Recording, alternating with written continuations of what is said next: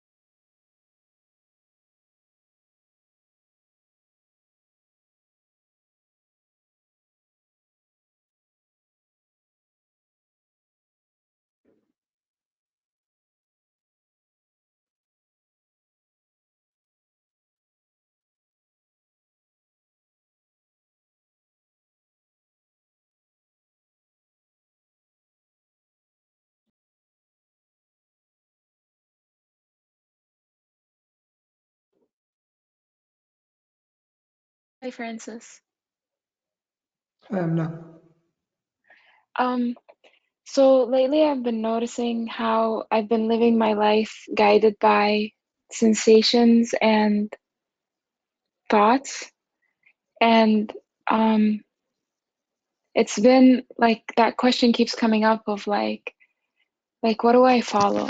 If I'm not following my thoughts and sensations, like what do I follow? Well, you follow your thoughts and sensations provided, in other words, you follow only some type of thoughts and sensations. And you don't follow thoughts and sensations that come from the belief or from the feeling to be a separate individual, a limited individual. So the other ones, you follow them. There are plenty of those. What am I going to cook for dinner? That's a completely impersonal thought.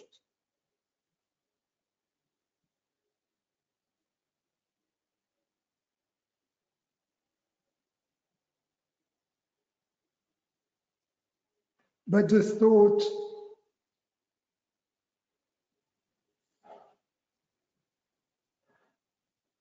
I will be miserable if I don't have more money than the average person, that's a stupid thought. Okay, and then in terms of, because I also have been noticing that a lot of sorry about the noise. A lot of the thoughts that and sensations that I have been following are like more fearful and like, I don't know, for lack of a better word, like depressed ones. And it feels like they feel overpowering, like they feel very strong or overpowering.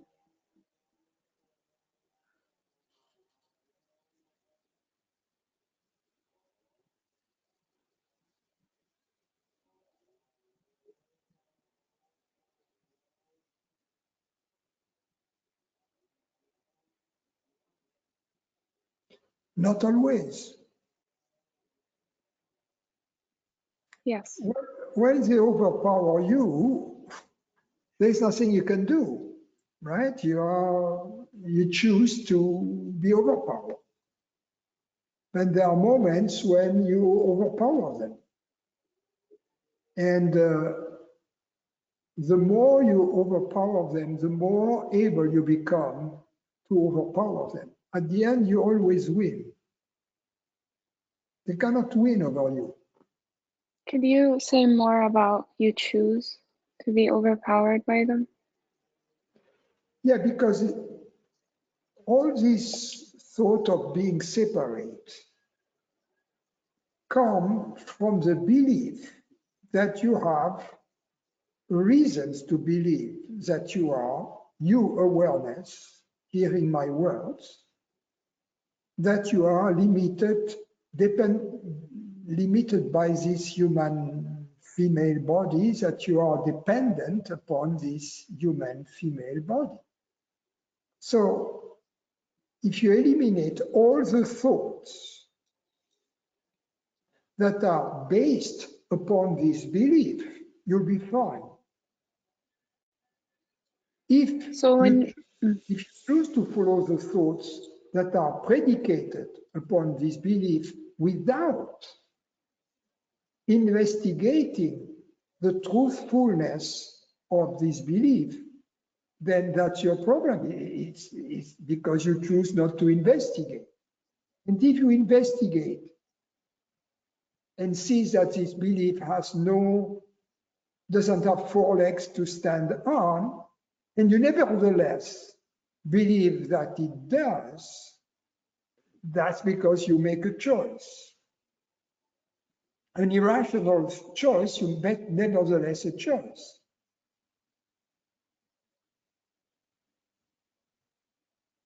So whenever there's an investigation, like that's conducted, like I follow it. Like I follow all the reasons, and it makes sense. But like in terms of like the actual, like it just feels. That's my only proof, as far as I can tell right now, is like it just feels like it's just a feeling, a sensation. Yeah. Let me give you a different example of irrational behavior. I mean, there are many, but let's use this one. You know,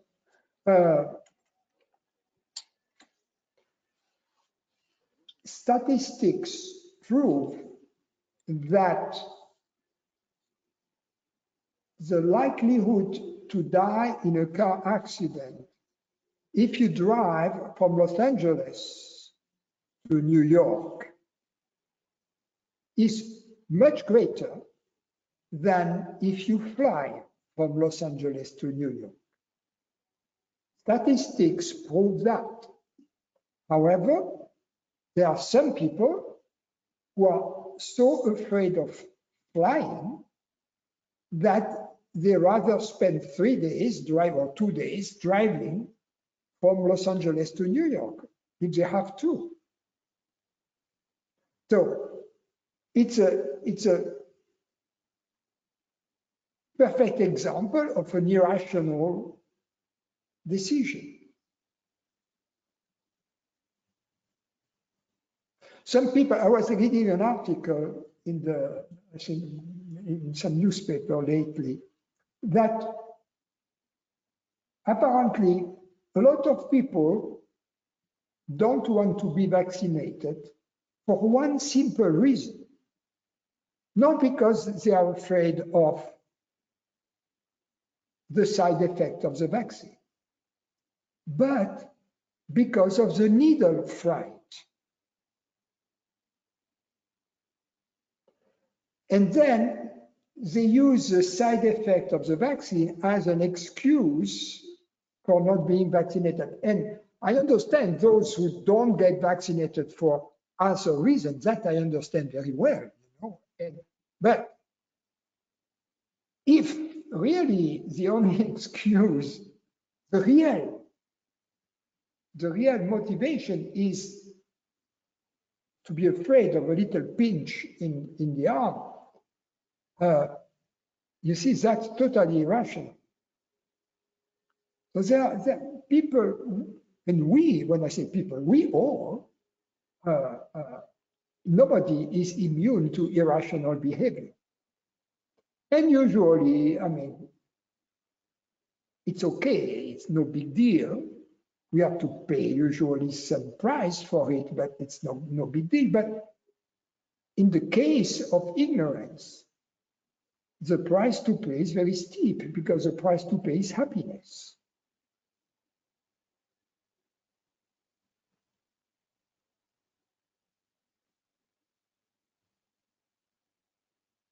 So So you have to trust your reason. Okay.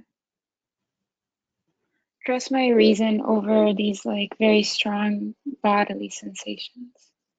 Over, no, beliefs, because the bodily sensations, they don't come like that. They come out of a belief. The bodily sensation, observe how they arise. For instance, fear of being judged by others. They arise because I believe to be this body, this person, this limited person, who is afraid of not being loved, of being excluded from society, whatever. So before this fear arises, there are thoughts. There are irrational thoughts.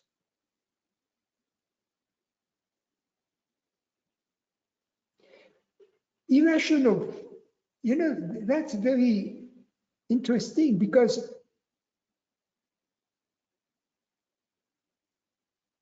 instantaneous fear that doesn't originate from a thought usually occurs for good reason. Because it is either because there is clear and present danger, or because we are facing unusual circumstances that demand caution, demand for us to be cautious. Like the cat you put in the car and you start driving. So these are normal, natural reactions. But the fear that comes from ignorance, there is always before the thought of me as a person, the projection of what may happen to me. So if we would just drop through understanding, through the use of reason, these irrational thoughts, which down the road trigger these emotions of fear and aggression,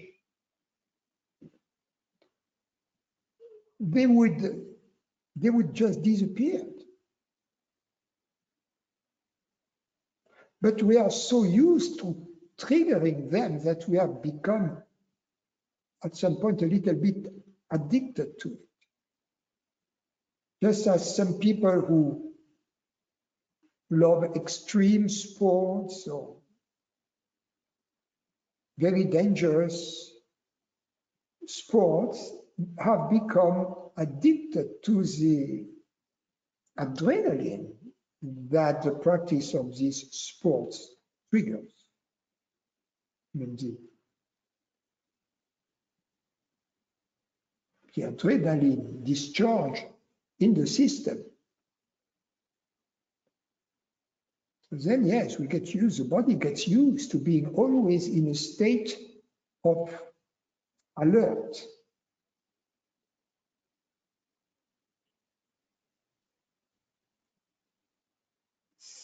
So if we don't allow the thought of being separate to overwhelm us, if we, every time this thought arises, if we question it using our intelligence, it will kind of dissolve before it triggers this emotional reaction in the body. And if it has already triggered this emotional reaction in the body, we can always reverse engineer, if you will, the reaction and see just while it is still hot, so to speak, fresh. Reverse engineer it and see the thought process out of which it originated.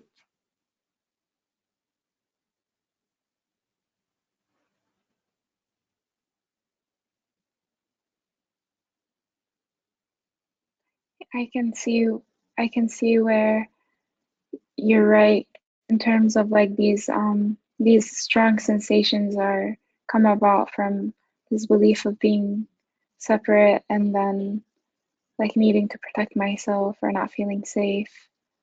Something can happen to me, can happen to this body. So I wasn't aware of that, but I can see it now.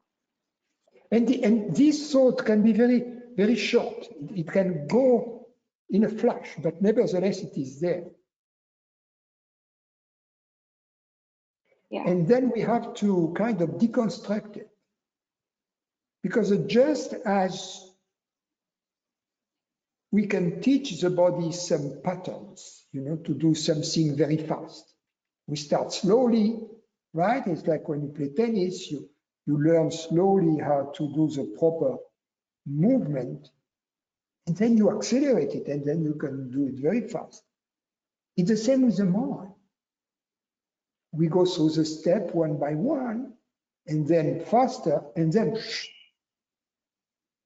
so as you have repeatedly gone through the same process of thinking I am under attack, and therefore this process, this thought process goes very, very fast.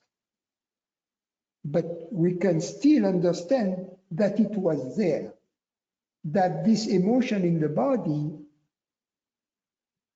didn't come out of thin air. That unless we believed on the conceptual level to be separate,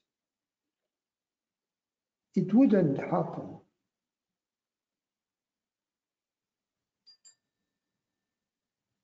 Yeah, I'm also noticing like most of the thoughts I have are about me being separate. Yeah, all the problems are there. Once you have that being shy, you know, that was my problem. I had a hard time. I felt that people, I could understand why people were so, you know, relaxed in the company of other people, you know, or how men my age in the company of women, they were so natural and they were so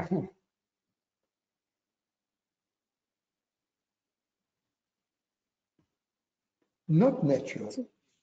You see, so this shyness of being self-conscious, it's only because we believe that people are judging us. And in fact, people are judging us precisely because we are shy. Because if we don't care, people like people who don't care. Unless they are really, really, really screwed up. You know, then they don't like people who are free because it makes them question their own ignorance, their own deep problems. These people are dangerous. The ones who don't like the freedom in others. You see, they have gone beyond a certain step, and they become killers of sorts. Whereas the people who love the freedom in others, although they themselves feel that they are not free and they would like to be free like the others, they are not beyond redemption. So it's about questioning the belief that I am this separate and this dependent on this body. Yes, you, consciousness, you first you have to assert for ourselves what you are. You have to make this decision. I am the body or I am consciousness. And the answer, but I am both, is not valid. Because when we say I, we usually think of one I, right? We don't think of two I's. Yeah. So then it's okay. Then actually it's good to understand that when we think I, we don't always mean the same thing, because we may mean my car or my house or my family or my body or my consciousness. But then once we notice that we can apply the pronoun I to different referents, then we have to ask, okay, which one am I? Right? Which one of those am I? Truly, which one do I know to be? And the one we know for certain to be is consciousness. Consciousness meaning the one that's aware. Whatever is hearing my words right now and understands them, whatever it is what we call I. Without specifying what it is. We don't have to specify it is a woman, it is a man, it is a body, it is.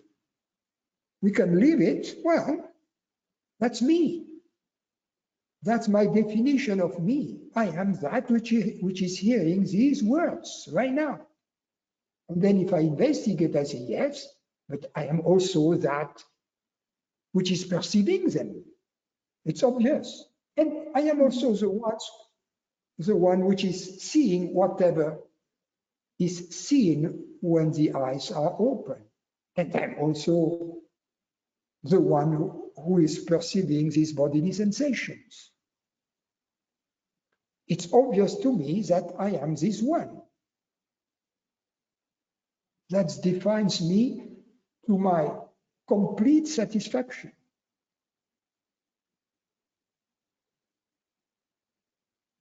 Experientially.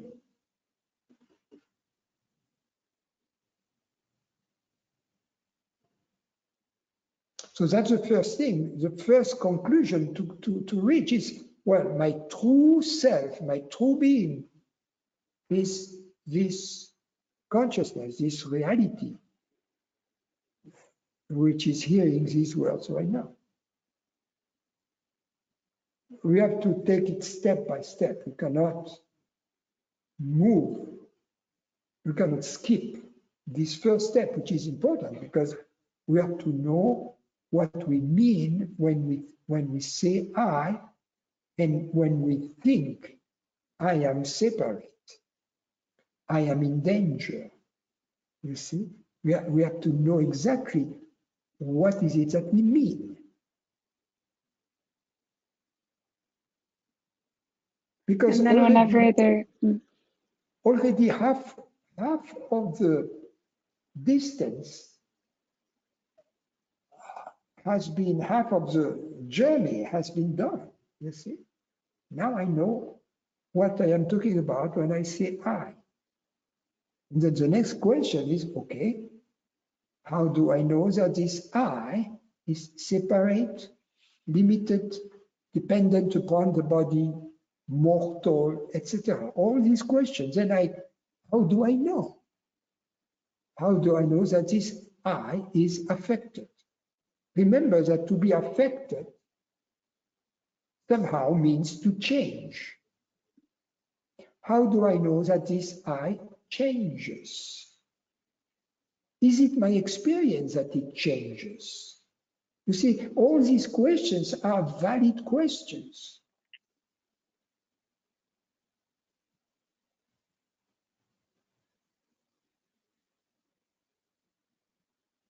And whenever there is, like with the first question, whenever there is a forgetting of that, you just look at it again, correct? Just keep looking at it again. Whenever there is what, where is it? Like a forgetting, like an identification again with the body. Like that this is me. It's just to look at it again. You start from scratch again. It's not a problem. At some point, you don't start from scratch any longer because you have gone through this process so many times that then you trust it. Then you trust because you know it takes a lot of verification to go against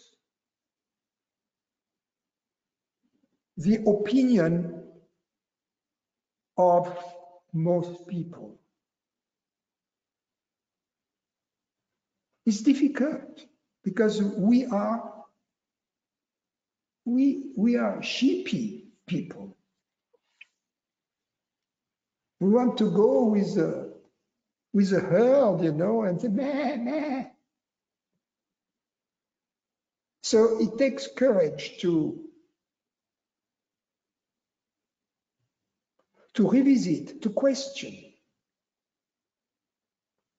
the views of the majority.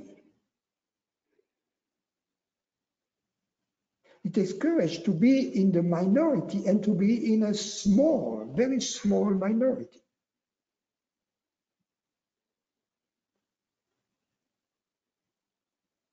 But we have to remember that truth is not a democracy.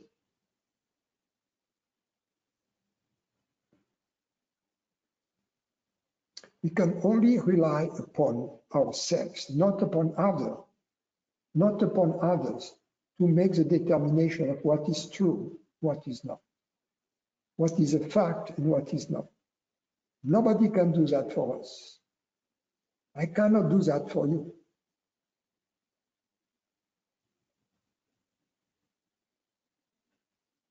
But you can do it for yourself. That's the beauty of it. We all can do it. It's a question of having the will to do it, but everybody who is here, part of this meeting, has this will. Everybody here is beyond this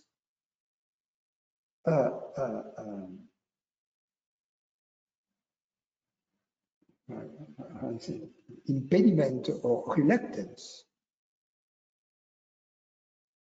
Everybody here is open. Yeah, I guess okay. So I can see this. I can realize this. And there is no need to. You cannot force the issue. Just because you have to trust. What I mean, you have to trust that if something is true, the more you investigate, the more true it will seem to you. You see, in other words, more investigation cannot hide the truth. More investigation can only expose the truth more and more. You see what I mean? That's the example I used the other day with the lady who found this blonde hair on the jacket of her husband in the closet, right?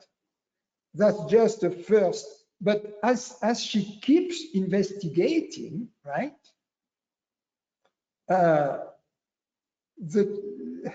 investigation is not going to bury the truth deeper and deeper. The truth is, as she investigates, the truth comes out of its grave. And, well, the truth can be that there was a very innocent reason for that, right? And the truth may be that there was not such an innocent reason, right? He may have been, you know, at the office, you know, reading this paper, and the secretary came bringing some document. She was a blonde, and some hair fell onto his jacket. That may happen. But then the private detective will follow the guy for days, and nothing is going to happen. So this investigation is going to bring the truth. So it's very effortless and natural. Yeah, and it cannot hurt. You see what I mean? And that's why Yes. every time we investigate, we get more, we get more and more certain. That's the beauty of it.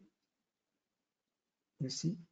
And you will discover that, everybody discovers that on this path. That's the beauty of it. That you feel, you know that, you know, you have been, after you meet, really, you come to a meeting like this one, you know, and you are interested, and you see that in your life, the more as time goes on and you keep investigating, you never go back. You never go back.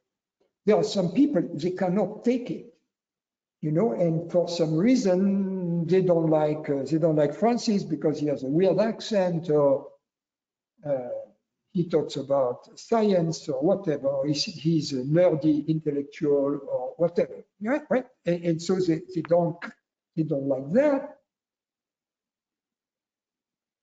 But 10 years down the road, they still have this doubt that they know somehow there was something about what this guy was saying. They have buried it because they had all this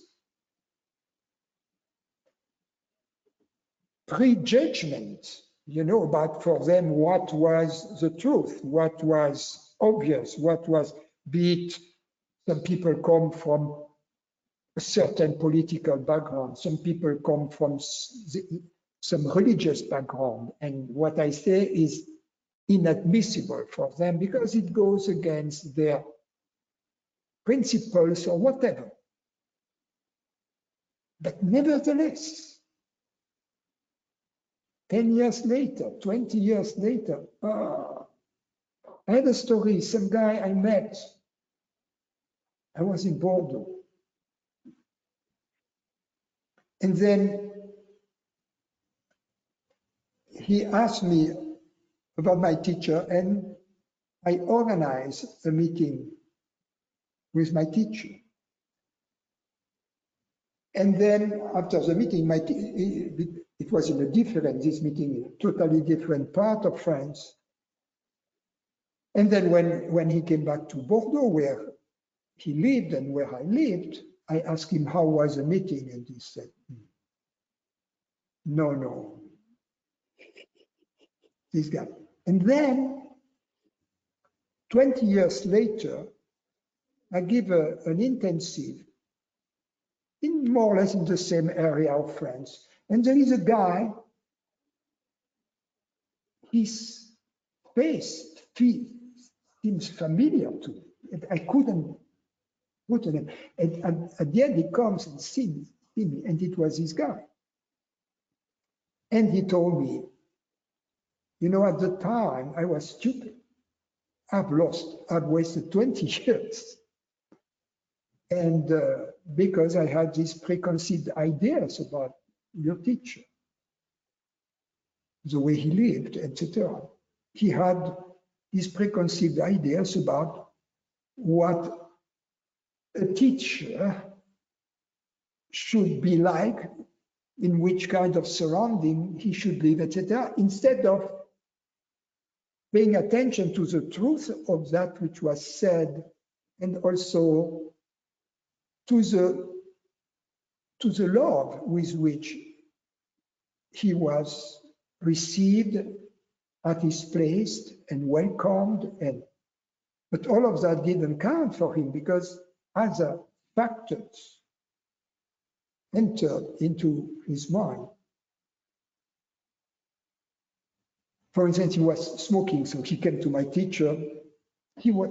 And he said, may I smoke? And my teacher told him, well, if you absolutely have to, go ahead. But he didn't like that.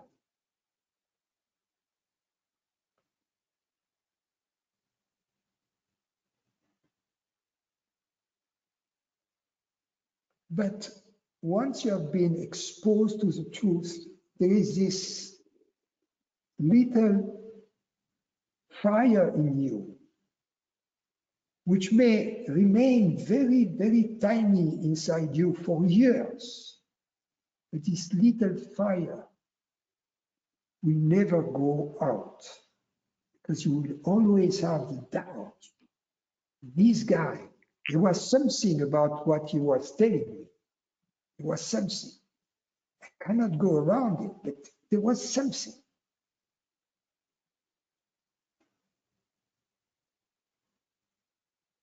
But others, they understand that there is something, and they allow for this something to grow in them, to override everything and to create a revolution. And that's the real revolution.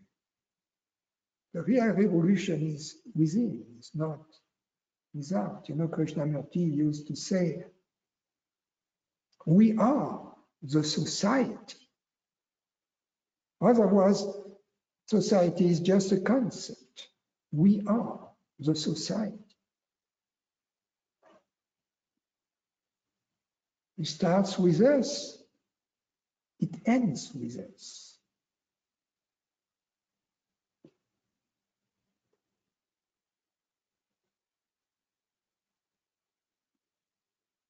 Thank you. Francis, a quick question, Sam. Yes, Sam. One of your satsangs I heard maybe a week ago, maybe 2 weeks ago. I don't remember the exact context of the conversation. I think it was talking about human needs. And I think the lady asked you if when one is enlightened and if the human needs are not satisfied, is there still suffering or not? There can be physical pain, but there is inner peace. So psychological, there's no suffering once you've understood that you're not separate. You can be headed for major surgery and completely at peace. Is all worrying also stops pretty much worrying? It doesn't mean that, yes, too much worrying, yes. Worrying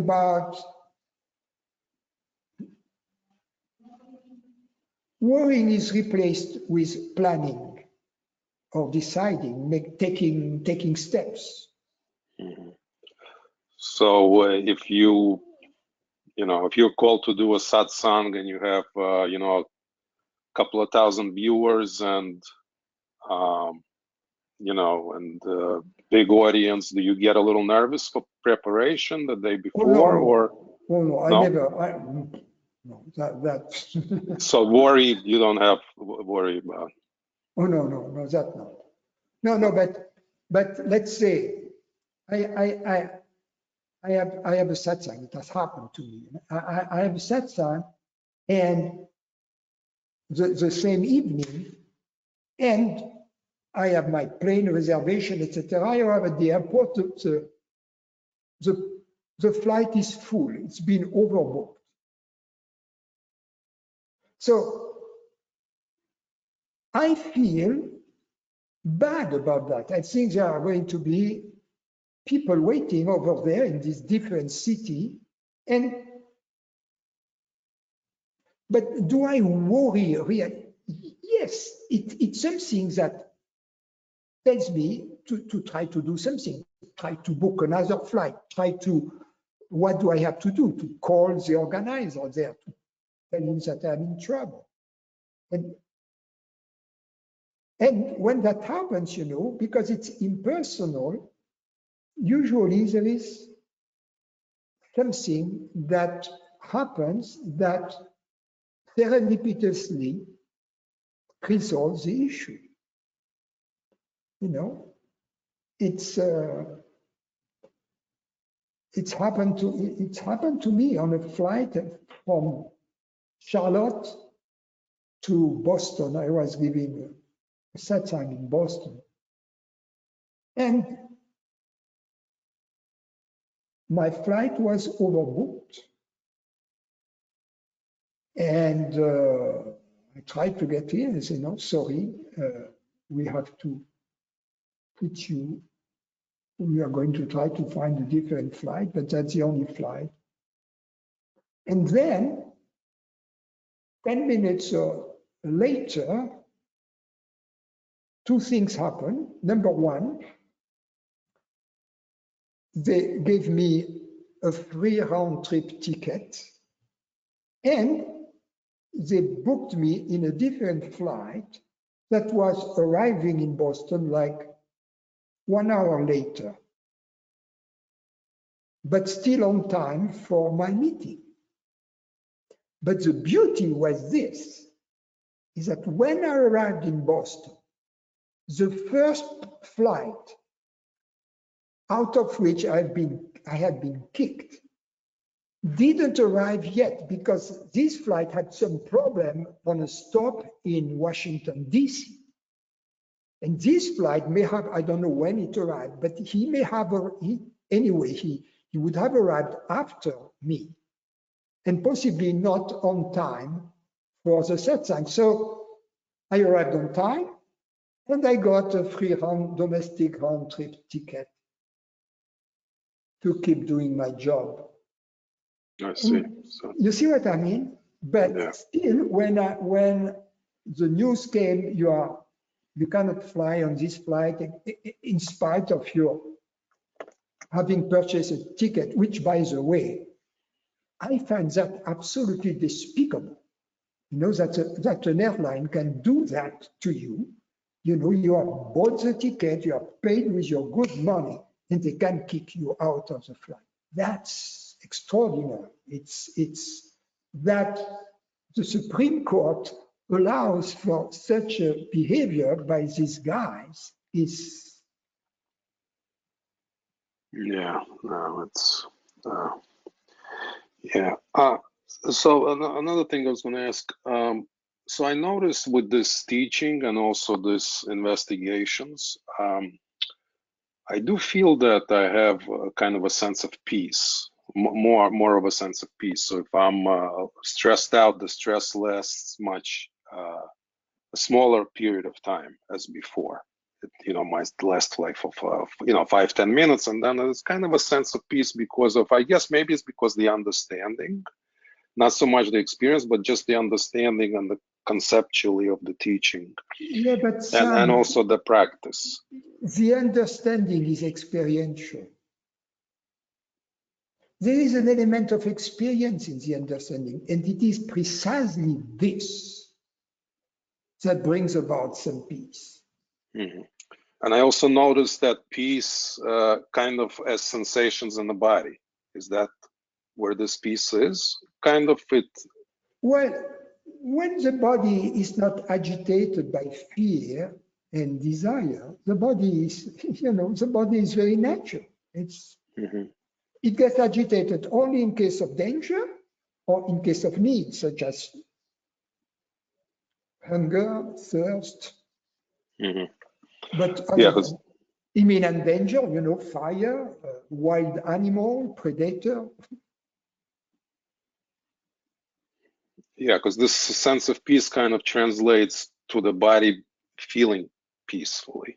Yes. So then I was questioning, but wait a minute, I'm consciousness, so should that be felt in the body, or you know what I'm saying? So that was basically. Yeah, it has an impact on the body. The body is the body is a very natural thing, It's like a spring. as long as you maintain the tension, the spring remains elongated. But when you release the tension, the spring goes back to its natural shape. Very simple. Yeah, I see. Okay, thank you, Francis. Hey, Francis. Hi, Lauren. You've mentioned before about some people, I think I have a fear of self-inquiry sometimes. And you've sometimes mentioned people kind of having to go the route of the body or through experience, or perhaps having a glimpse. When you say fear of self-inquiry, can you define what self-inquiry in this context? What do you mean by it? What do you do? Reflecting upon what I am and what the nature of consciousness is. I think there might be kind of a fear of going crazy almost. That, I mean, it's just, I know there were things in my childhood from watching a lot of sci-fi at a very young age, but I start to sometimes do the self-inquiry, and I think sometimes I get a lot of fear sensations in my body, and I start tuning out of my reasoning facilities.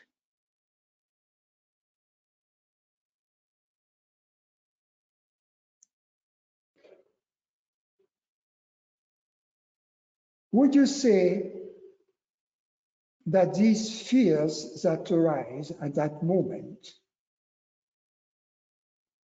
that they are justified or not?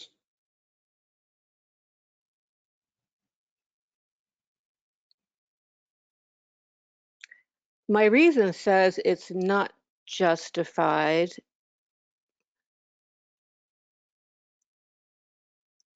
but sometimes I think there's, I mean, my heart might start pounding. I might just, Yeah.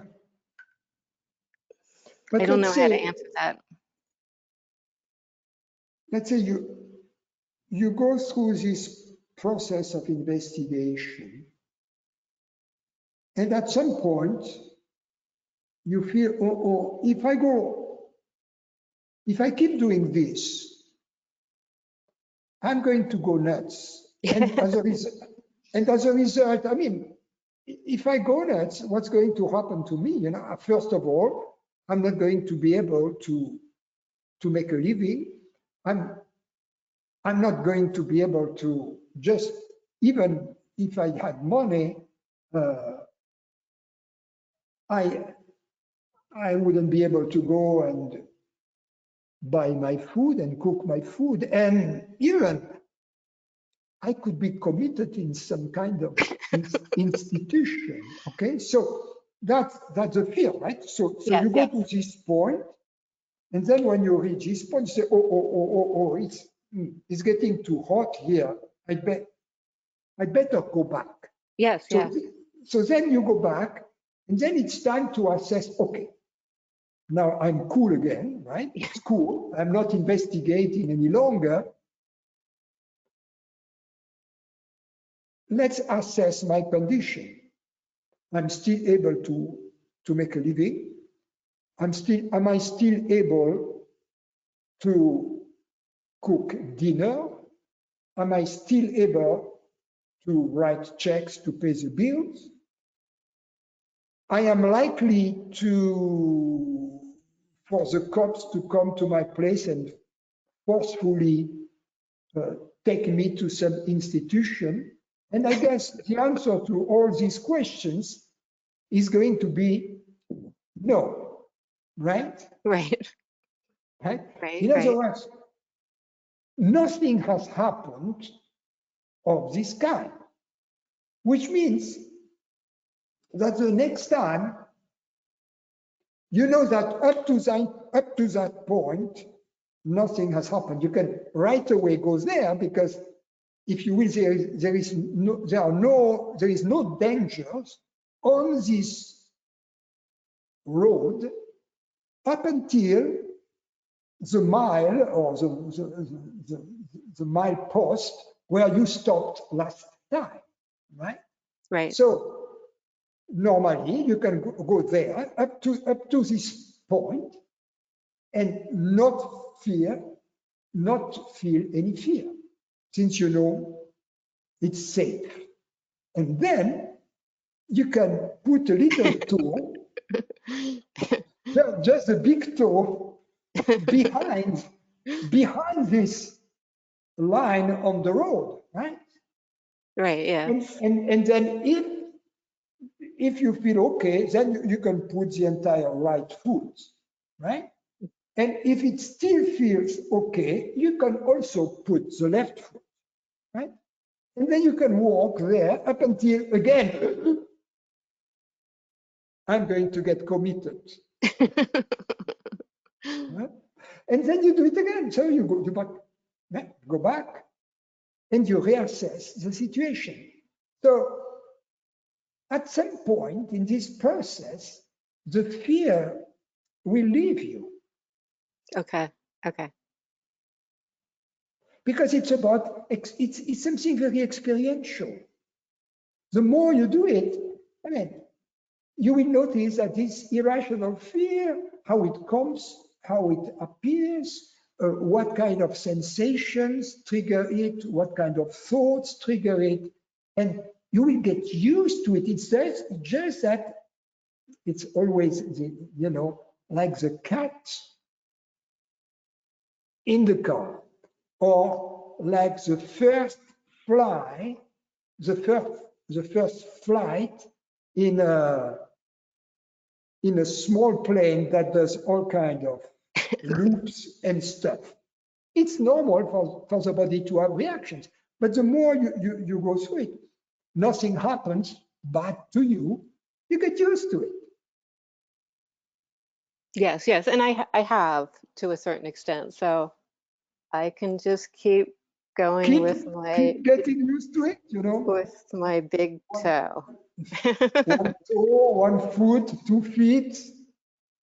I don't want to be the person who goes away for 20 years and says, "Oh, I was dumb." Okay, thank you very much, and I'm looking forward to seeing you next week. See you next week, sweetheart. Bye.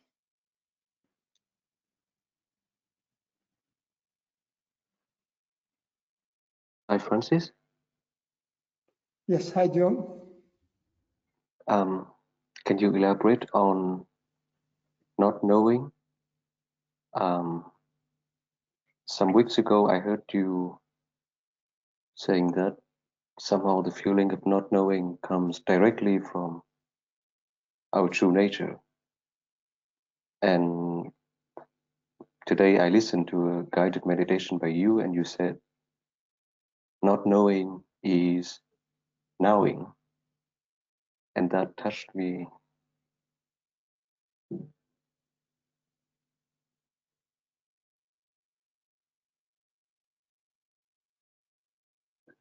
Yes, can you say something more about that? Only the now is real.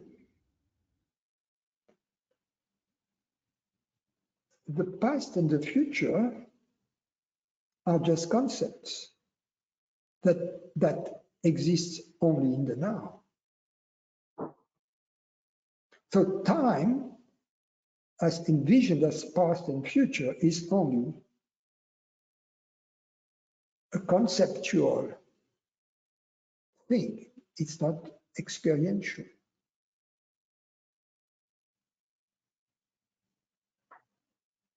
We only experience the now. We never experience the past or the future.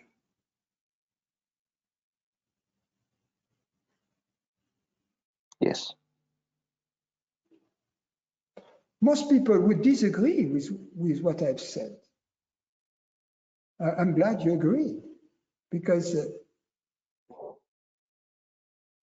It makes a huge difference. That's the difference between concept and experience.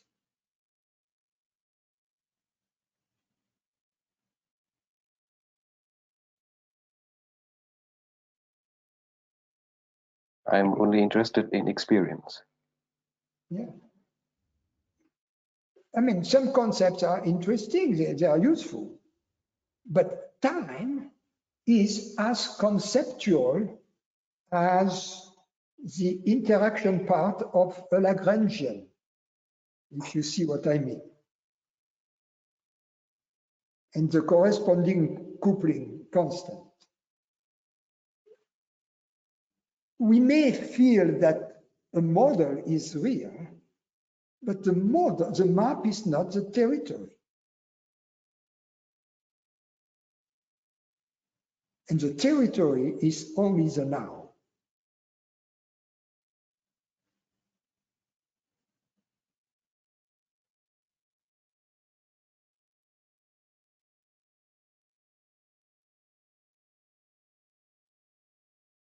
And knowing is not knowing. It's not knowing in the sense of conceptual knowing, right? It's Right. experiencing, right? But it's a radical elimination of the past and the future. And as a result, a radical elimination of that which is not real and an absolute restriction to that which is real.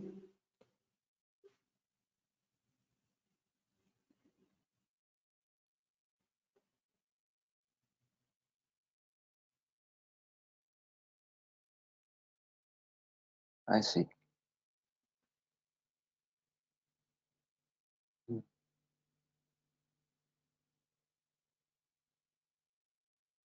Because the mind can only know conceptually. So as long as we do not know conceptually, what can be known or not known, whatever, but not conceptually, is what's left. The Tathagata of the Buddhists, in the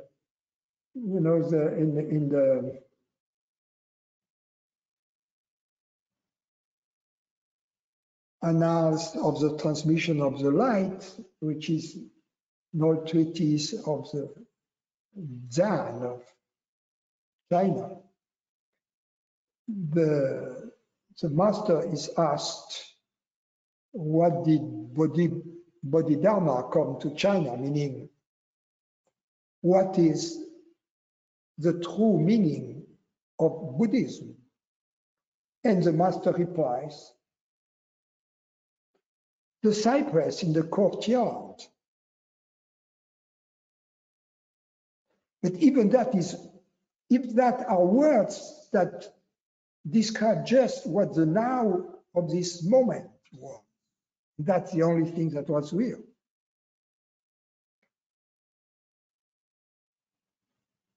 It was a way to point at that which is real and which is not an abstraction, not a concept, not a...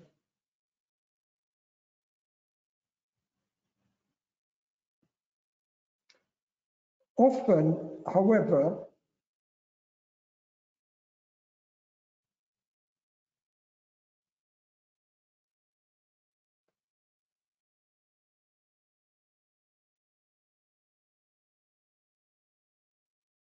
when I'm asked about what does it mean, not knowing,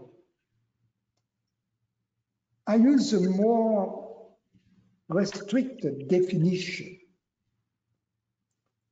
because it is very efficient. And this more restricted definition is, instead of not knowing anything, beyond the here and now of our experience. The definition I use is not knowing whether awareness is limited or not.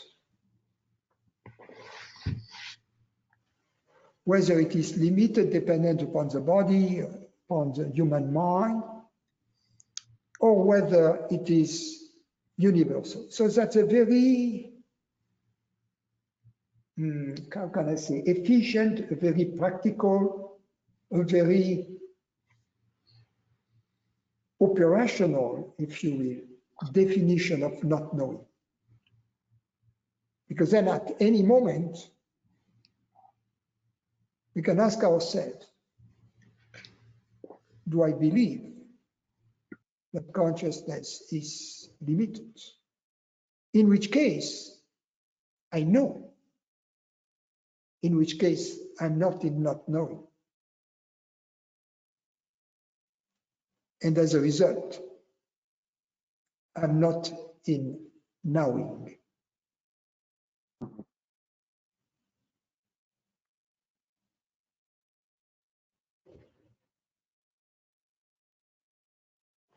Yes.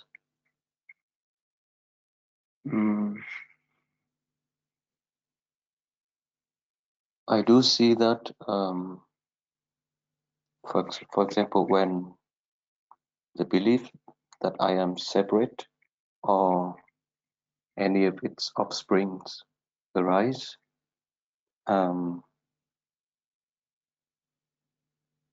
that would be called the state of knowing, but that's a very specific knowing. But otherwise, if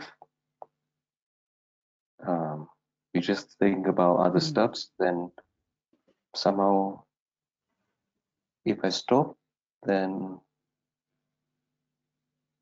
I wouldn't.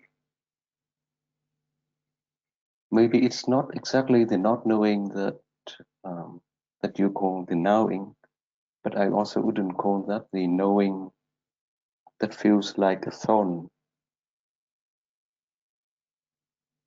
In the case of knowing that I am separate either.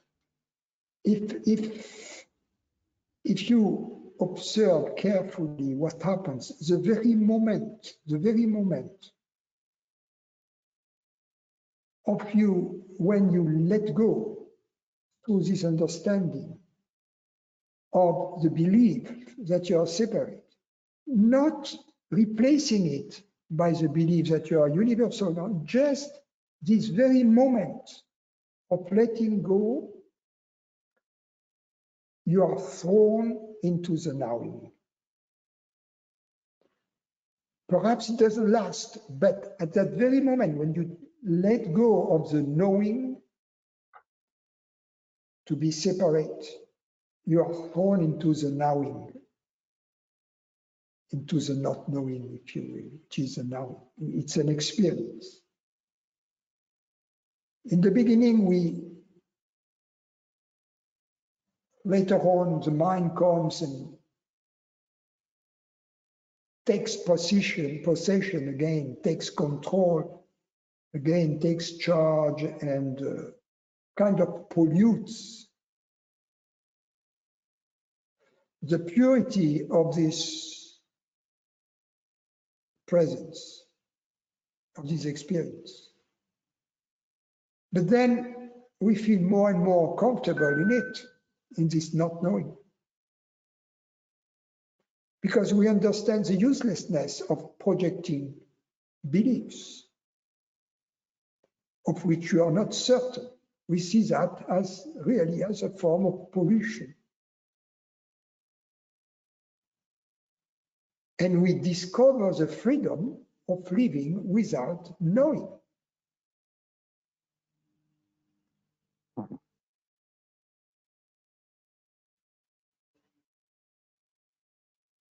Because it doesn't matter. The experience is so much more vivid than any concept about it. It's much more interesting. Yes. I have a question. Truly, as you just said, sometimes, for example, when the thought of believing or knowing that I'm separate is when it vanishes, then the not knowing becomes very palpable and vivid. Yeah, exactly. But for example, usually sometimes when I go take a walk and I ask myself, what do I take myself to be? What I am. And usually the question, or at least either verbally or a feeling, is also a not knowing, but it is not as vivid or palpable as the other case. So is it okay for me to expect the not knowing to be that palpable, or it can be kind of ordinary? Oh, yes, but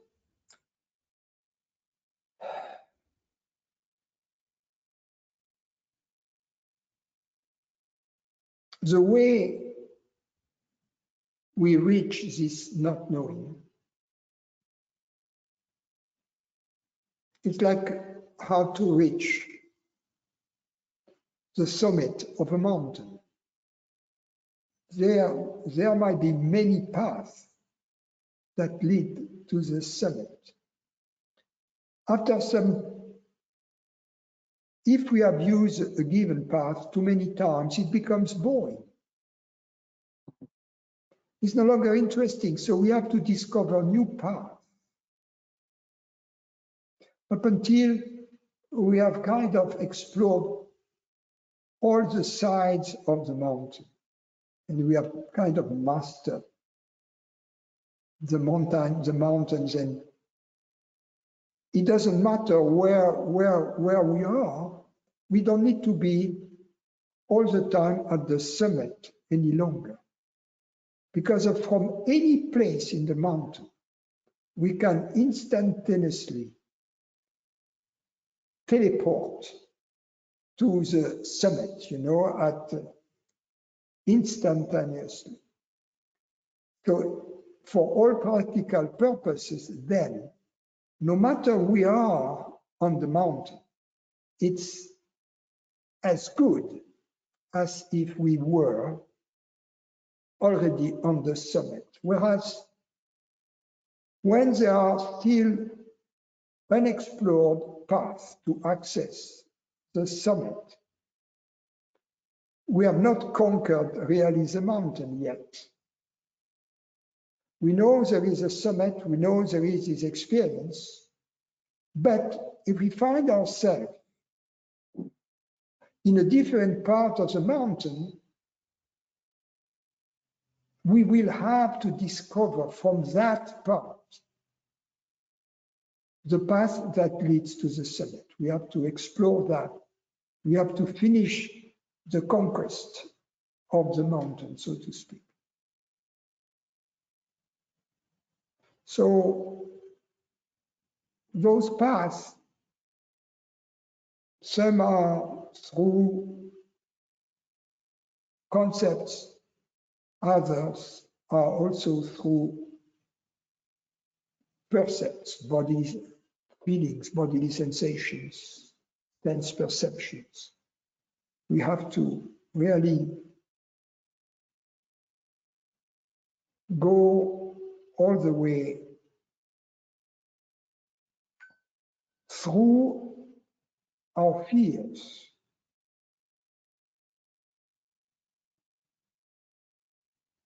Some people are afraid of the conceptual exploration. Other people are afraid of the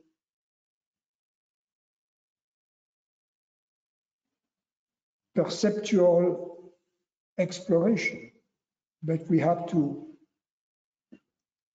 clear all the bushes, so to speak, on this mountain.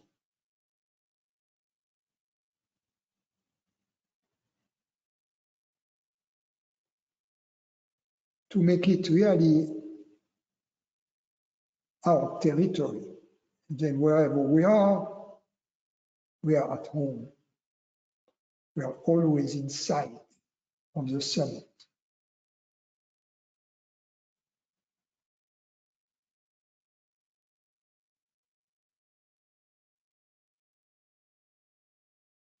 So not knowing can be ordinary and eventually you feel ordinary. It is ordinary in a sense that everything in the world, in the body, is normal. But there is something extraordinary about it, which is the inner peace, which was not there when we were in ignorance. The world was the same, apparently.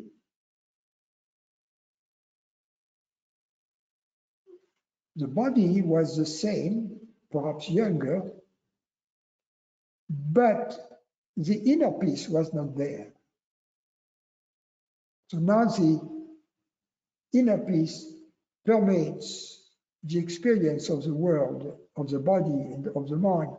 And that is, if you will, the difference. What is perceived is the same, is normal, nothing exceptional. What is exceptional, however, is the perfume of the inner peace.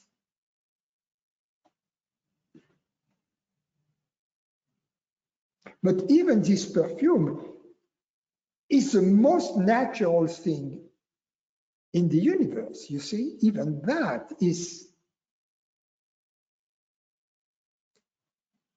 it feels good, but at the same time, it feels absolutely normal. It's like when the shoe fits the foot. You know, this one is too big, this one hurts on the left side, this one is too small. Ah, this one is too stiff. Ah, this one, I don't feel it. Perfect. You know, the perfect shoe is a shoe you don't feel, right? So the perfect inner peace is the inner peace you don't feel.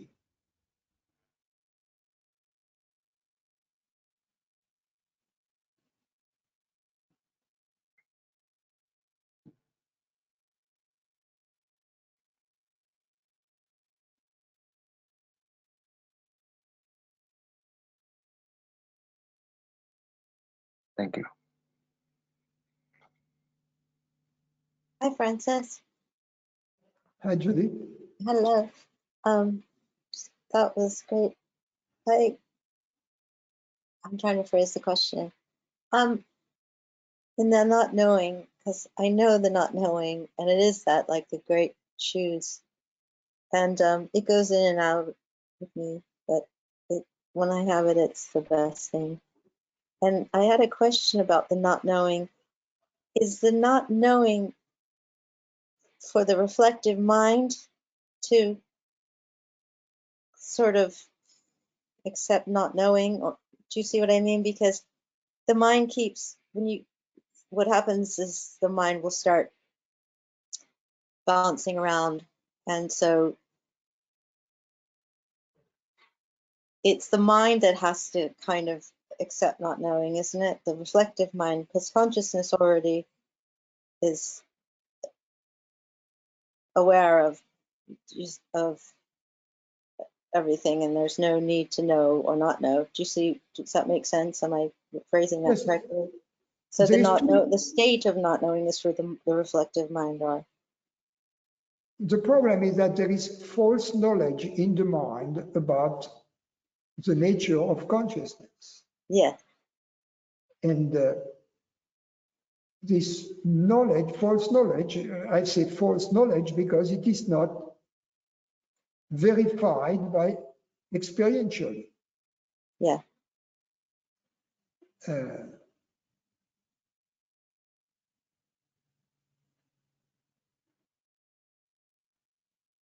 But also, there is a residual belief that the mind should have access to awareness, that the mind should know awareness, and that's not possible because it is precisely the other way around. It is awareness that knows the concept. The concepts don't know awareness.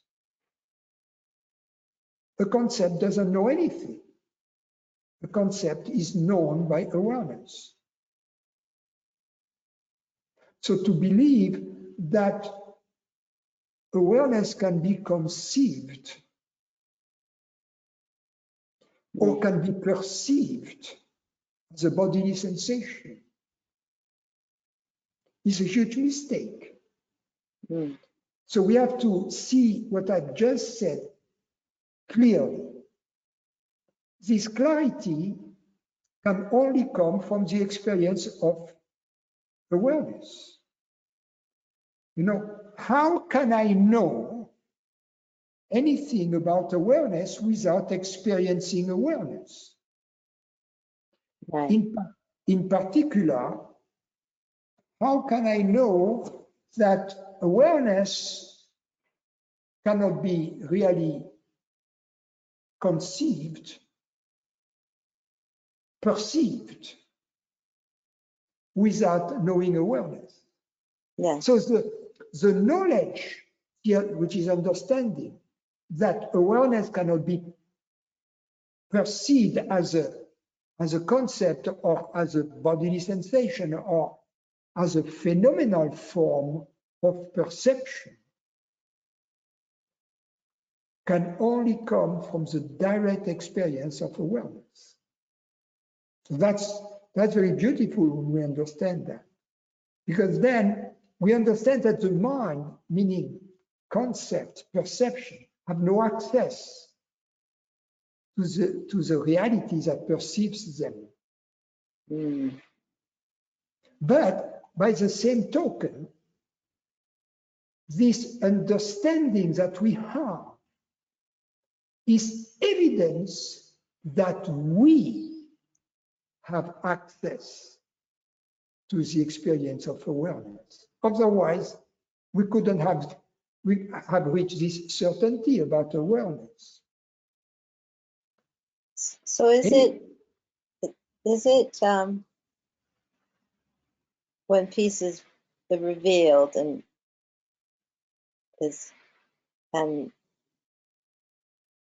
no worry and the not knowing reveals itself? So Yes, when it goes, then we're just remembering, the mind is remembering the after effect of it, in the sense, because it's going back, oh, that was great, and then the mind is again trying to experience it. Do you see what I mean? yes, there is. Oh, Go ahead. no, go ahead. Yeah. There is already a wonderful promise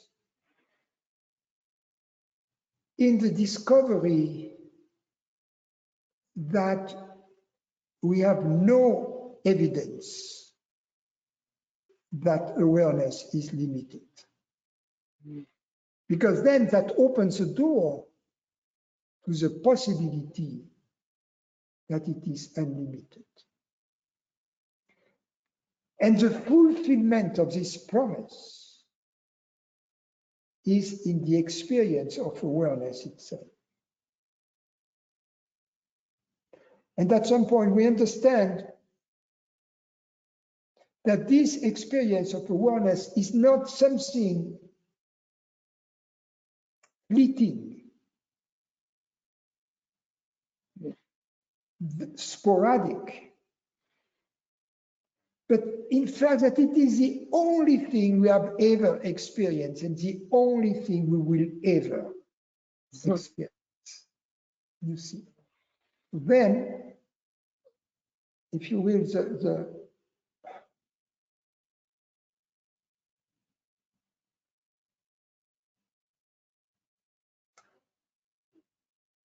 the rubber meets the runway and Yeah. So the peace and the stillness that comes and goes with me now, well, with the body-mind experience, that needs to eventually be solidified with the understanding.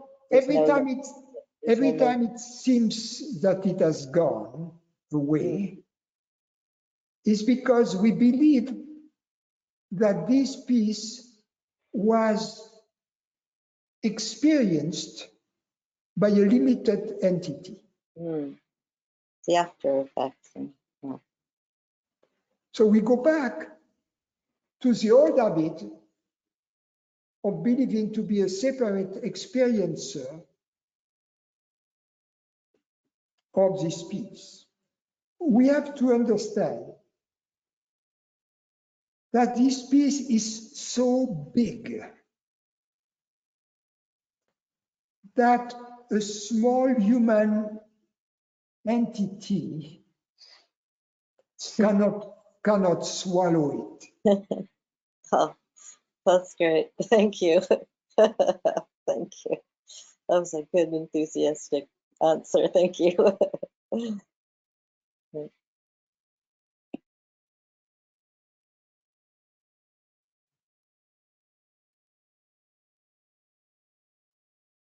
Francis?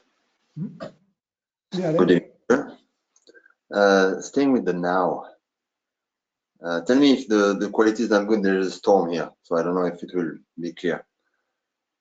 I was thinking, we often read or listen about the now or God or whatever being omnipresent, omniscient, omnipotent, whatever. And I had this thing that it doesn't mean that there is power over anything. It is all just about what you are saying. There's just only now, so it is all powerful because there's only it. Right. And it is omnipresent because, and it's the same for, omniscience doesn't mean that one day I'll secretly have the recipe of Coca-Cola instantly. It just means that I know that everything is myself, so that's it. That's all I need to know. Absolutely. And it, and omnipresent because it's only now. Yeah. As long as you are picturing yourself as this small human body mind, you can never swallow the peace. So you have to understand that you are the peace that swallows the little body mind. And the funny thing is that, I also had this insight, that whenever you feel even the slightest tension, if you are thinking about something or perceiving something, whatever, even if you say, oh, I am consciousness, whatever, somehow you are starting from the wrong side. You try to be something that you're not, and so there is tension. But on the other sense, suddenly, even if the thinking or whatever happens, there's no neediness, there's no purposefulness, there's just a recognition, and you can use the thought or the perception or whatever, or you can just stay quietly and all is well. The secret is to always go back to the experience. We can use concepts, but only to the extent that they lead to experience. We cannot stop at a belief. We cannot turn a concept into a belief. A concept that becomes a belief becomes dead and valueless. However, a concept that remains investigating leads somehow to its own dissolution in the experience. So we have always to seek to validate, to experientially validate whatever we believe, or to invalidate it. Yeah. Thank you. Thank you all.